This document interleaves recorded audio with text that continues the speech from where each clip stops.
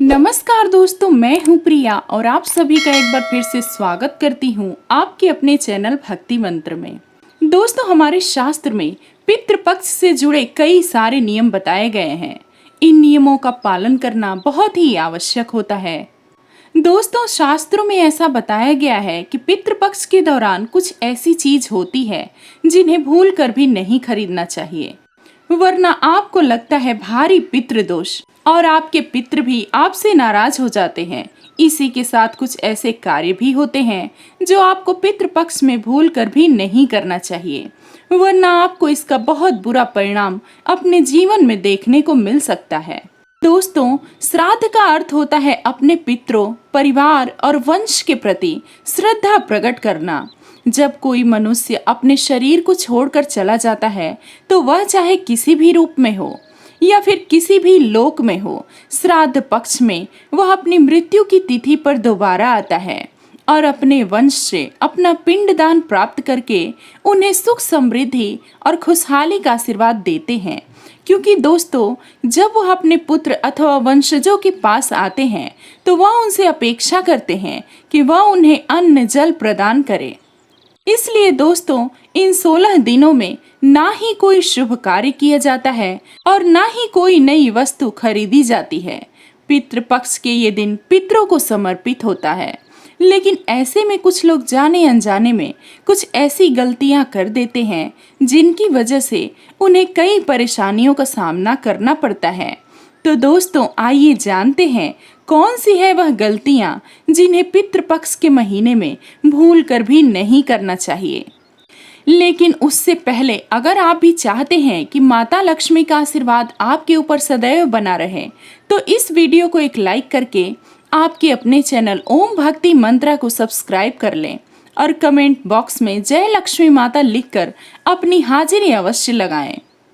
दोस्तों, पितृपक्ष एक ऐसा समय है जब हमें अपने पितरों को याद करना चाहिए और सात्विक जीवन जीना चाहिए। इसलिए आपको गलती से भी पितृपक्ष की इस अवधि में कोई नया वस्त्र या फिर नया आभूषण नहीं खरीदना चाहिए। इस अवधि में साज श्रृंगार का कोई सामान जैसे कि वस्त्र या फिर कोई आभूषण नहीं खरीदें, बल्कि आपको एक सात्विक जीवन जीना है।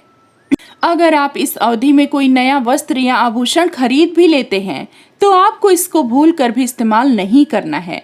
ऐसा करने से आपको भारी दोष लग सकता है और आपको अपने जीवन में कई समस्याओं का सामना भी करना पड़ सकता है। नंबर 2, दोस्तों, आपको श्राद्ध के दौरान नमक भी खरीदने से बचना चाहिए। आपको श्राद्ध शुरू होने से पहले ही नमक खरीद लेना चाहिए। पितृपक्ष के दौरान आप नमक का दान भी कर सकते हैं। ऐसा करने से आपके पितृ आपसे प्रसन्न होंगे। दोस्तों, पितृपक्ष के दौरान अगर आप नमक खरीदते हैं तो आपके घर में बीमारी आने की संभावना होती है। आपके घर की स्थिति भी बिगड़ने की संभावना होती है। नंबर 3, दोस्तों, पितृपक्ष का ये महीना हमारे पितरों के लिए बहुत ही महत्व रखता है। पितृपक्ष की इस अवधि में आपको झाड़ू को खरीदने से बचना चाहिए, क्योंकि झाड़ू का संबंध माता लक्ष्मी से जुड़ा हुआ होता है। ऐसे में पितृपक्ष के दौरान आपको झाड़ू बिल्कुल भी नहीं खरीदना चाहिए, वरना आपको कई समस्याओं का सामना करना पड़ सकता है। खासकर आपकी आर्थिक स्थिति पर इसका बुरा प्रभाव पड़ सकता है। इसलिए आपको श्राद्ध के दौरान झाड़ू खरीदने से बचना चाहिए। नंबर 4, श्राद्ध के इस महीने में आपको वाहन और भूमि नहीं खरीदना चाहिए। अगर आप गलती से भी ऐसा करते हैं तो इसके आपको गंभीर परिणाम देखने को मिल सकते हैं। इस दौरान भूमि या वाहन खरीदने से आपको भारी नुकसान हो सकता है। आपके वाहन और आपकी भूमि पर दोष भी लग सकता है। नंबर 5, सरसों का तेल। दोस्तों, आपको बता दें, सरसों का तेल शनि देव से संबंधित होता है। ऐसे में अगर आप पितृपक्ष में सरसों का तेल खरीदते हैं तो आपको शनि का प्रकोप भी लग सकता है। अगर आप पितृपक्ष के दौरान सरसों का तेल खरीदते हैं तो आप शनि देव से कुपित हो सकते हैं। इसलिए गलती से भी इस दौरान आपको सरसों का तेल नहीं खरीदना है।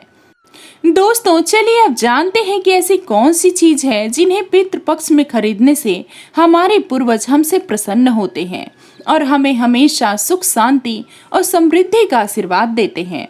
नंबर 1, चमेली का तेल। दोस्तों, शास्त्र में ऐसा बताया गया है कि चमेली का तेल पितरों को अर्पित करने से उन्हें तृप्ति प्रदान होती है और उनकी आत्मा को शांति मिलती है। इसलिए आपको पितृ पक्ष के दौरान चमेली के तेल की खरीदारी अवश्य करना चाहिए और अपने पितृ को अर्पित करना चाहिए। ऐसा करने से वह आपसे बहुत प्रसन्न होंगे और आपको सुख समृद्धि का आशीर्वाद देंगे। नंबर 2, काला तिल। दोस्तों, पितृ पक्ष के दौरान आपको काला तिल भी जरूर खरीदना चाहिए। काले तिल को पूजा पाठ में बहुत ही महत्वपूर्ण बताया गया है। काला तिल पितरों के श्राद्ध और तर्पण के दौरान भी उपयोग में लाया जाता है। ऐसा कहते हैं कि काला तिल खरीदने से पितृ दोष से आपको मुक्ति मिल जाएगी और आपके पितृ आपसे प्रसन्न होंगे। नंबर 3, दोस्तों, धार्मिक मान्यताओं के अनुसार धरती पर सबसे पहले अन्न के रूप में जौ उगाया गया था और इसे सोने के बराबर माना जाता है। इसलिए जब आप पितृ पक्ष के दौरान जौ की खरीदारी करते हैं तो इससे आपके पितृ खुश होते हैं और आपकी सभी आर्थिक परेशानियों को दूर कर देते हैं और आपके जीवन में चल रही सभी समस्याओं को भी खत्म करते हैं। नंबर 4, दोस्तों, पितृ पक्ष में जीरे की खरीदारी करना भी बहुत ही शुभ होता है। धार्मिक दृष्टि से जीरे को सोने के जैसा माना जाता है। पितृ पक्ष के दौरान घर में जीरा खरीद कर लाना या फिर दान करना हमारे लिए बहुत ही लाभकारी होता है। यह हमारे जीवन में उन्नति और बरकत में वृद्धि करता है। इसी के साथ आपको इस दौरान कच्चे चावल का उपयोग करना चाहिए। इन्हें चांदी के समान माना जाता है। पितृ पक्ष के इन दिनों में आपको कच्चे चावल घर में खरीद कर अवश्य ही लाना चाहिए। ऐसा करना बहुत ही शुभ होता है। इससे आपके जीवन में चल रही सभी परेशानियां खत्म हो जाती है। नंबर 5, दोस्तों, पितृ पक्ष के दौरान वैसे तो नए वस्त्र खरीदना बिल्कुल भी शुभ नहीं होता, लेकिन अगर आप नए वस्त्र अपने पूर्वजों के लिए लेते हैं तो ये आपके घर के लिए बहुत ही शुभ होता है। इससे आपके पितृ खुश होते हैं और आपको सुख शांति का आशीर्वाद देते हैं। लेकिन दोस्तों, ध्यान रहे, आपको इन वस्त्र को खुद इस्तेमाल नहीं करना है, बल्कि किसी ब्राह्मण को या फिर पंडित को दान कर देना है। नंबर 6, सफेद फूल। दोस्तों, पितरों को खुश करने के लिए सफेद फूलों का इस्तेमाल किया जाता है। ऐसे में अगर आप पितृ पक्ष के दौरान घर में सफेद फूल खरीद कर लाते हैं तो इससे आपके पूर्वज बहुत ज्यादा खुश होते हैं और अपना आशीर्वाद आपके ऊपर हमेशा बनाए रखते हैं और आपके जीवन की तमाम परेशानियों को दूर कर देते हैं। दोस्तों, आपको बता दें कि पितृ पक्ष में कुछ ऐसे काम होते हैं जिन्हें करना वर्जित माना जाता है। इन कामों को आपको पितृ पक्ष में भूल कर भी नहीं करना चाहिए। अगर आप गलती से भी इन कार्यों को कर देते हैं तो आपसे आपके पितृ नाराज हो सकते हैं, जिससे आपको बहुत बुरे परिणाम का सामना करना पड़ता है और दुर्भाग्य भी आपके पीछे पड़ जाएगी। नंबर 1, गरुड़ पुराण में वर्णित है कि पितृ पक्ष के दौरान आपको भूल कर भी तामसिक भोजन का सेवन नहीं करना चाहिए। साथ ही ना ही आपको मुद्रा शराब का सेवन करना चाहिए। दोस्तों, आपको बता दें कि पितृ पक्ष के दौरान मांस मदिरा का सेवन करने से आपको बचना चाहिए। ऐसा करने से जीवन में कई सारी परेशानियां आ सकती हैं। नंबर 2, घर के बड़े बुजुर्गों का अपमान न करें। परिवार में अगर आपसे कोई बड़ा है तो उसका दिल न दुखाएं और ना ही उनके लिए अपशब्दों का प्रयोग करें। इसी के साथ आपको अपने घर की महिला का भी अपमान नहीं करना है और ना ही किसी जीव जंतु को सताना है। ऐसा करने से भी आपके पूर्वज आपसे नाराज हो जाते हैं, जिसकी वजह से आपके बने बने काम बिगड़ जाते हैं।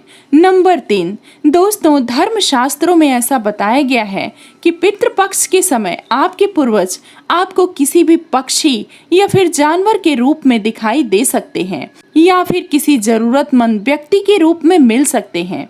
ऐसे में आपको पितृ पक्ष के दौरान किसी भी पक्षी या जानवर, किसी भी जरूरतमंद व्यक्ति की मदद करने से आपको बिल्कुल भी पीछे नहीं हटना है। आपको पक्षी और जानवरों के लिए खाना अवश्य ही रखना है और अगर आपको कोई जरूरतमंद व्यक्ति दिखता है तो आपको अपनी सामर्थ्य के अनुसार उसकी सहायता अवश्य करनी चाहिए। तो दोस्तों, मैं उम्मीद करूंगी आपको ये जानकारी जरूर पसंद आई होगी। आप अपने विचार कमेंट करके जरूर बताएं। दोस्तों मिलते हैं कुछ और नई जानकारी के साथ, तब तक के लिए राधे राधे।